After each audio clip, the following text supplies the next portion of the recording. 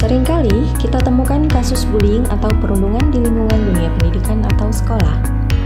Dalam rangka meminimalisir terjadinya kasus-kasus bullying tersebut, SMK Muhammadiyah Pontang sebagai SMK Pusat Keunggulan pada hari Sabtu 6 November 2021 telah menggelar acara workshop sosialisasi pencegahan perundungan atau bullying. Perkenalkan saya mewakili kepala sekolah karena beliau pada pagi hari ini di waktu yang sama bersama ada acara rapat koordinasi dari Majelis Tidasmen Provinsi Banten di daerah Jakarta Selatan. Menyampaikan salam, semoga tidak mengurangi hikmahnya acara kali ini. Acara sosialisasi pencegahan perundungan ini merupakan tahapan kegiatan dari program PK, program keunggulan dari SMK Muhammadiyah Pontang. Perlu kami sampaikan, ini bagian dari ikhtiar bagi SMK Muhammadiyah agar bagaimana menciptakan lingkungan sekolah yang menyenangkan. Dengan adanya kegiatan tersebut, diharapkan seluruh dewan guru dan seluruh siswa-siswi bisa secara aktif terlibat dalam melakukan pencegahan terjadinya kasus perundungan atau bullying di sekolah. Karena memang masalah kekerasan itu banyaknya memang lahir dari luar sekolah. Tapi kemudian di sekolah tempat pertemuan siswa itu menjadi tempat bagi mereka untuk mengekspresikan.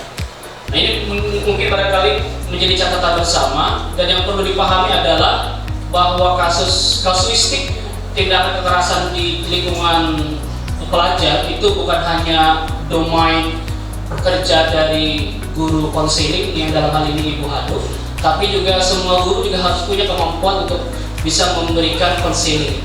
Maka pentingkan di sini program dari yang kita hadiri sekarang. Workshop tersebut dihadiri oleh seluruh dewan guru dan perwakilan dari siswa-siswi SMK Muhammadiyah Pontang.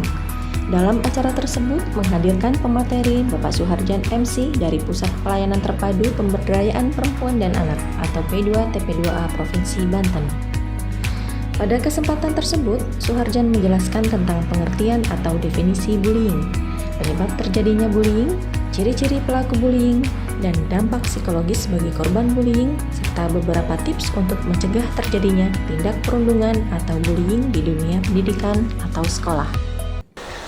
Kenapa sih orang itu melakukan tindak bullying? Apa sebabnya?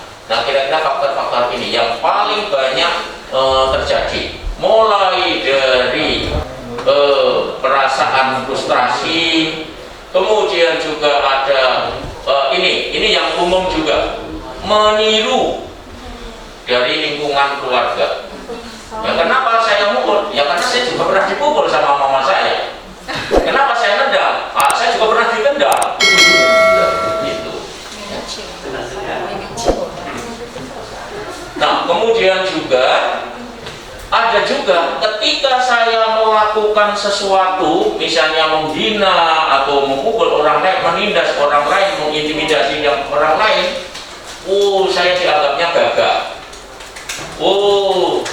Orang-orang pada menghargai saya, orang-orang lihatin saya. Nah, ini karena dia merasa ini ya, mendapat penghargaan. Kemudian juga banyak juga yang karena faktor rendahnya ini empati, itu yang paling banyak. Kemudian juga banyak juga yang karena disebabkan karena ketidakmampuan individu yang bersangkutan. Faktor ketidakmampuan individu yang bersangkutan mengendalikan emosinya atau perasaan. Ada orang yang kalau marah itu ekspresif, meledak-meledak. Contohnya kalau anak kecil, kalau marah ada yang sampai tantrum, guling-guling, lempar barang. Nah, ini ada juga yang membawa sampai tua. Makanya ada yang kalau ribut dalam rumah tangga ada istilah piring melayang, karena itu faktanya memang ada. Oh, ini bawaan dari kecilnya belum beres, keburu tua gitu. Nah, ini masalah. Ini berkaitan dengan manajemen emosi. Ini yang perlu kita lakukan di lingkungan pendidikan, bagaimana nanti ketika ada anak yang seperti ini, apa yang harus kita lakukan. Generasi yang cerdas secara intelektual, cerdas secara emosional, cerdas secara sosial, serta cerdas secara spiritual. Kadang si anak itu ada yang tidak berani Pak melaporkan itu, bahkan ada yang tidak mau tahu kalau di dalam rumah tangga itu ada yang sedang mengalami kasus itu. Nah, semacam itu bagaimana tuh untuk mentreatment anak-anak kita supaya mau bercerita, mau melaporkan kalau memang itu nggak baik, itu nggak bagus gitu, dan harus diselesaikan. Nah, seperti apa tuh Pak kita ngomong ke anaknya nih gitu tuh? Nah, kalau dari versi anak, kalau itu terjadi misalnya apakah itu mama papa saya, apakah itu tante saya, apakah itu tetangga saya, nah apa yang harus saya lakukan kalau saya mengetahui itu? Kira-kira itu ya Bu ya?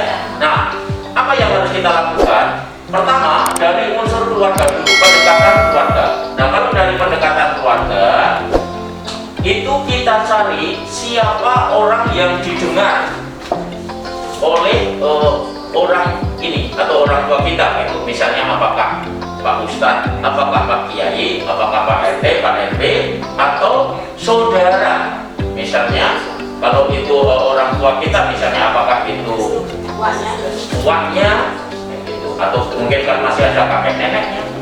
Nah, itu pendekatan dari sisi keluarga. Tapi kalau kita sendiri yang ngomong, nah ini urusan orang tua. Kira-kira seperti itu. Kalau anak yang langsung ngomong itu nggak dianggap. Nah, tapi kalau sifatnya fatal itu memang ini membahayakan banget kayak gitu. Nggak ada cara lain kecuali langsung ke proses secara hukum. Kalau itu fatal banget, ya. Nah, kalau ke hukum tadi, kalau mau melapor, kalau di kepolisian itu di tergantung kasusnya. Nah, kalau memang kriminal ya langsung aja. Gitu. Tapi kalau ini kaitannya KDRT bisa ke unit PPA tadi. Atau boleh kalau lapor ke tempat kami. Nah, cuman kalau kami itu sifatnya pelayanan. Jadi untuk penanganan tindakan dan segala macam proses secara hukum itu nanti tetap wilayahnya polisi. Nah, kalau ke tempat kami ya tadi tinggal hubungi nomor yang di awal tadi di 222 atau 222418 itu nomor telepon dari P232. Nah, kemudian juga kalau ini hubungannya mempengaruhi kegiatan belajar, gara-gara ini bapak ibu ribut terus, sayanya nggak konsen. Nah, ini sebaiknya siswa juga berani ngomong sama guru BK. Nah, selama ini persepsi di lingkungan masyarakat masih banyak yang keliru, yang namanya anak dipanggil BK itu yang bermasalah aja, yang mungkin karena bolos lah, mungkin nggak bayar SPP lah, kayak gitu. Nah, tapi sebenarnya BK fungsinya bukan hanya itu, lebih ke arahnya karir nantinya, bimbingan karir. Itu termasuk juga kalau misalnya ada trauma-trauma. Nah, ada beberapa guru BK yang sudah belajar tentang hipnoterapi itu. Nah, itu bisa dibantu dengan terapi. Tapi ini nggak bisa hanya dinasihatin. Nah, nggak bisa. Yang kayak gini harus terapi, nggak bisa hanya cukup dengan nasihat. Ketika seluruh komponen terlibat secara aktif dalam pencegahan perundungan di lingkungan sekolah, selanjutnya diharapkan seluruh siswa-siswi bisa belajar dengan baik dan nyaman demi terwujudnya generasi yang cerdas dan